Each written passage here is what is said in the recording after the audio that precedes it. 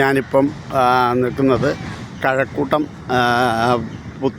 പള്ളിത്തുറയല്ല തുമ്പ ബീച്ചിലാണ്. തുമ്പ ബീച്ചിൽ നമ്മൾ അന്ന് ഈ കണ്ടെയ്നർ പ്രശ്നം ഉണ്ടായല്ലോ, ഷിപ്പ് മറിഞ്ഞ് കണ്ടെയ്നർ കടലിലേക്ക് മറിഞ്ഞ സമയത്ത് ഇവിടെ അതിലെ കുറേ സംഗതികളെല്ലാം കടലിൽ വീണു. അങ്ങനെയൊക്കെ ഭയങ്കര ഒരു സംഭവം ഉണ്ടായില്ലേ.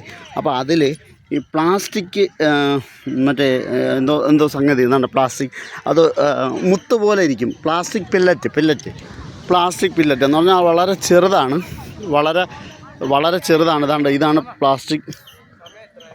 പ്ലാസ്റ്റിക് പില്ലറ്റ്. വാച്ചിലടാ പ്ലാസ്റ്റിക് പില്ലറ്റ്. ആ പില്ലറ്റ് ഈ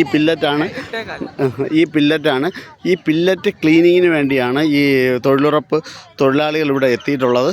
കാരണം വെച്ചാൽ ഇത് ക്ലീൻ ചെയ്യേണ്ട ആവശ്യകതയെപ്പറ്റി സംസാരിച്ചിരുന്നു. ഇതിൻ്റെ ഔദ്യോഗിക ചുമതലയുള്ള 2 പേര് ഇവിടെ ഉണ്ട്. കാരണം വെച്ചാൽ അവർ ഈ കമ്പനിയെ പ്രതികരിച്ചോ സ്റ്റേറ്റിനെ പ്രതികരിച്ചോ ഉള്ളതാണ്. അവർ ഈ ചോദിക്കുമ്പോഴത്തേക്ക് ഇതിൽ നിന്ന് ഒഴിഞ്ഞു മാറുന്നൊരവസ്ഥയാണ്. കാരണം എന്ന് വെച്ചാൽ ഇതിലെന്തോ സംഗതി ഉണ്ട് എന്നാണ് പറയുന്നത്. എന്താണെന്ന് അറിഞ്ഞുകൂടാ. അവരത് പറയാൻ തയ്യാറല്ല. കാര്യം ചോദിക്കുമ്പോഴത്തേക്ക് അവർ ഒഴിഞ്ഞൊഴിഞ്ഞ് പോയിക്കൊണ്ടിരിക്കുന്നു. അപ്പോൾ അത് നമുക്ക് അവരുമായിട്ട് സംസാരിക്കാം. ഇതിലെല്ലാം തൊഴിലുറപ്പ് പദ്ധതിയിലുള്ളവരാണ്. ഈ ചേട്ടൻ എന്താണ് ചേട്ടാ ഇതിൻ്റെ ഉദ്ദേശം, ഇത് പറക്കുന്നതിൻ്റെ?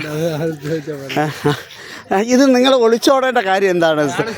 അല്ല സാർ, ഇത് ഇവരെല്ലാവരും ഞങ്ങൾ യൂട്യൂബിൽ ഞങ്ങൾക്ക് എടുക്കാം വീഡിയോ. ഞങ്ങൾക്ക് എവിടെ വേണോ എടുക്കാം, പോലീസ് സ്റ്റേഷനിൽ എടുക്കാം, നമുക്ക് എവിടെ വേണോ വീഡിയോ എടുക്കാമല്ലോ, എവിടെ വേണോ എടുക്കാം ചേട്ടാ. അത് നമ്മൾ തെറ്റല്ലല്ലോ. ഇത് പൊതുജനത്തിനെ ബോധ്യപ്പെടുത്തുന്നത്. നിങ്ങളിപ്പോൾ ഇതിൻ്റെ ക്ലാരിറ്റിയോടുകൂടി പറയുമ്പോഴേ പൊതുജനം നിങ്ങളെ സഹകരിക്കില്ലേ? നിങ്ങളുടെ ഇപ്പോൾ ഇത് കാണുന്നത് എൻ്റെ യൂട്യൂബ് എന്ന് വെച്ചാൽ എല്ലാവരും കാണുന്നതാണ്. അപ്പോൾ എൻ്റെ പേര് അനിൽ കഴക്കൂട്ടം. ഫേസ്ബുക്കിൽ ഓക്കെ അതെ.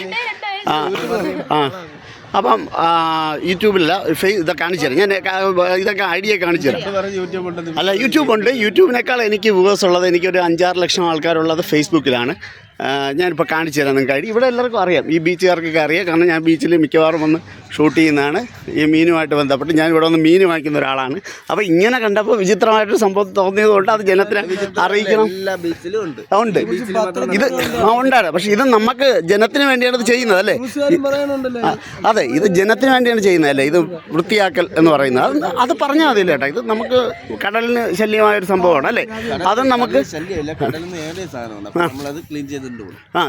കടപ്പുറത്ത് കംപ്ലീറ്റ് വലിയ ശ്രമകരമായ പണിയില്ല. കാരണം ഇത്രയും ചെറിയൊരു സാധനം ക്ലീൻ ചെയ്ത് കിട്ടുക എന്ന് പറഞ്ഞാൽ, അതുകൊണ്ടാണ് ഞാൻ അത് ചോദിക്കാൻ കാരണം. വിചിത്രമായിട്ട് തോന്നിയത്.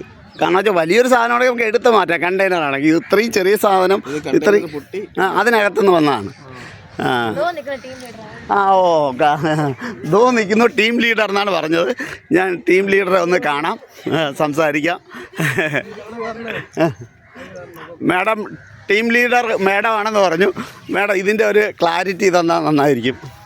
അല്ല, സാധാരണക്കാരൻ അറിയാൻ വേണ്ടിയാണ്. ഇത് ബീച്ച് ക്ലീൻ ചെയ്യുക എന്നതാണ് ഇതിന്റെ ഉദ്ദേശം. നമ്മുടെ ബീച്ചിൽ നമ്മുടെ ഷിപ്പിൽ നിന്ന് വന്ന കുറേ പെല്ലറ്റ്സ് ഇവിടെ ഇതുപോലത്തെ ഈ പെല്ലറ്റ്സ് എല്ലാം ഇവിടെ കിടന്നു കഴിഞ്ഞാൽ നമുക്ക് വെയിൽ ഉള്ളപ്പോഴേക്കും ഇത് ഉരുകി വരും. പിന്നീട് നമുക്ക് ബുദ്ധിമുട്ടായിട്ട് വരും, ആരോഗ്യ പ്രശ്നം ഉണ്ടാവും. അതെല്ലാം ക്ലീൻ ചെയ്യും. ഓക്കെ സാർ, ഇത്രയേ ഉള്ളൂ. ഈ പിള്ളേർക്ക് ഫേസ് ചെയ്യാനൊരു മടി. കാരണം അതിൻ്റെ കാര്യമില്ലല്ലോ. കറക്റ്റായിട്ട് കാര്യം പറഞ്ഞാൽ കറക്റ്റ് അല്ലേ? ജനങ്ങൾക്ക് മനസ്സിലാവും. ജനങ്ങൾ നിങ്ങളുടെ പൂർണ്ണമായിട്ട് സഹകരിക്കും ഉറപ്പായിട്ട്. ഓക്കെ.